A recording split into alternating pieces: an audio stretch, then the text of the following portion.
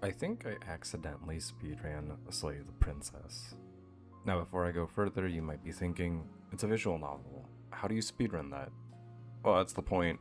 I didn't speedrun it in the traditional sense. I speedran the experience.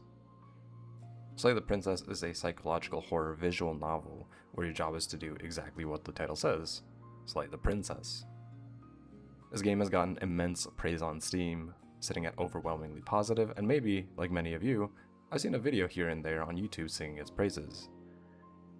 I knew this game was good, and before I get further, I do think the game is great. It's well written, has great voice acting, and I love the art style and animations the game has. The developers put a ton of time and effort into the game, and that should be appreciated. And I think that's where I went wrong. I was so focused on wanting to see what everyone else was seeing that I speedran through the game, and I don't think I actually experienced it.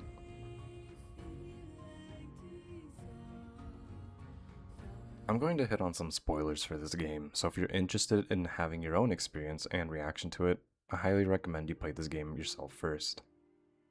With that being said, the game starts with us being told by the narrator in our head that there's a princess. Our job is to slay her because, supposedly, she'll bring about the end of the world. No explanation, details, or why, but that's how it is. The whole game changes depending on how you interact with the princess and interact with the voices in your head. And that's important because the game isn't just asking me to make choices, it's asking me to make choices without knowing what they're gonna mean. Do I trust the princess? Do I hesitate? Do I kill her without thought? The game branches off into a ton of different paths, all depending on what you decide as the player, and I think this is where I made a mistake. I didn't go into this game blind. I knew more than I had just explained.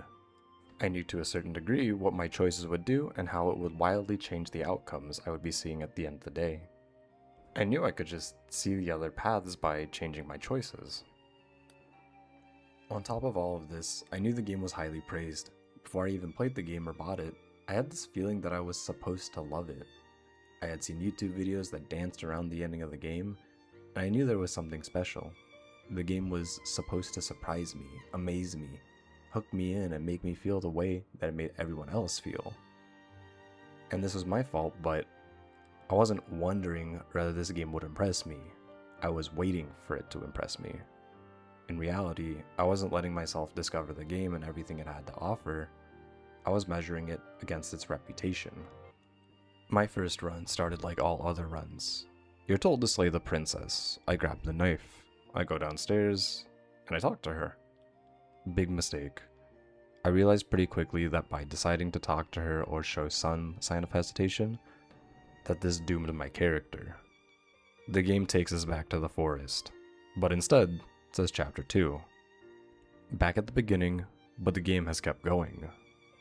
What follows is the result of my hesitation, and it gets me my first mini ending, the tower.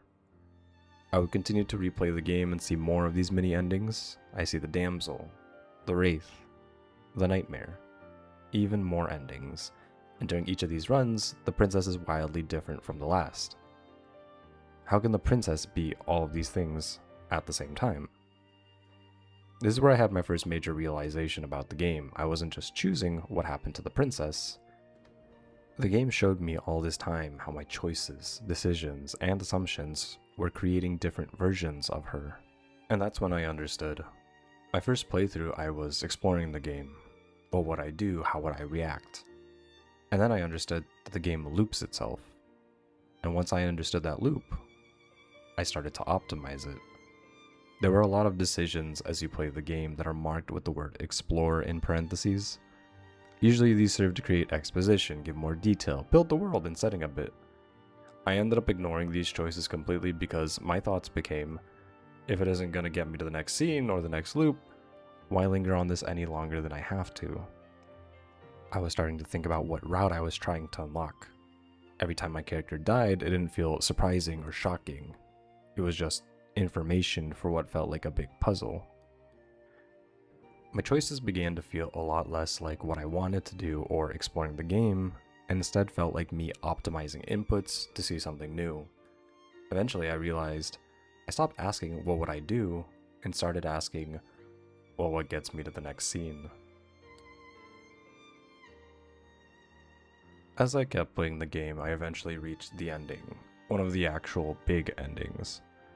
I had spent only 2 hours getting to this point because, again, I was trying to see everything I could so I could get to the end and be amazed.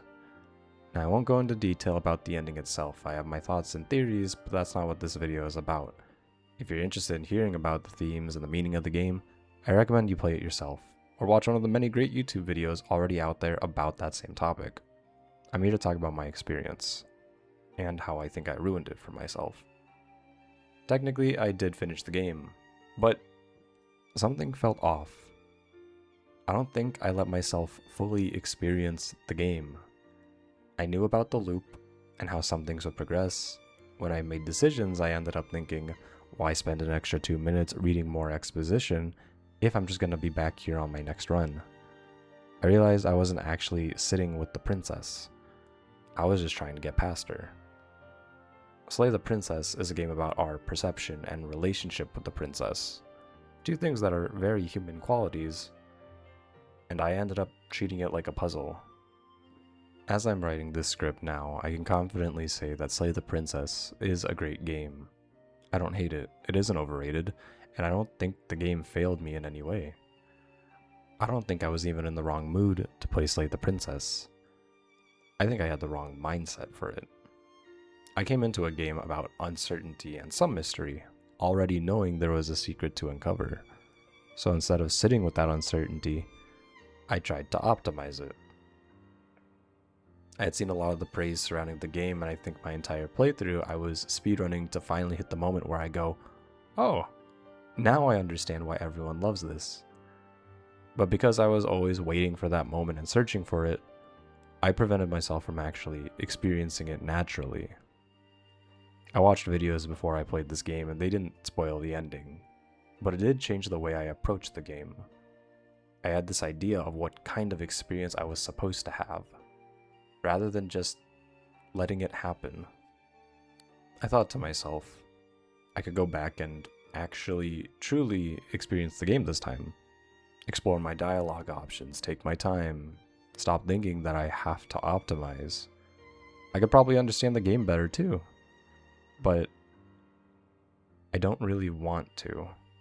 I mean, I already finished the game, and I can't recreate my first playthrough anymore. If I go back, I'd just be trying to recreate an experience I already know I missed.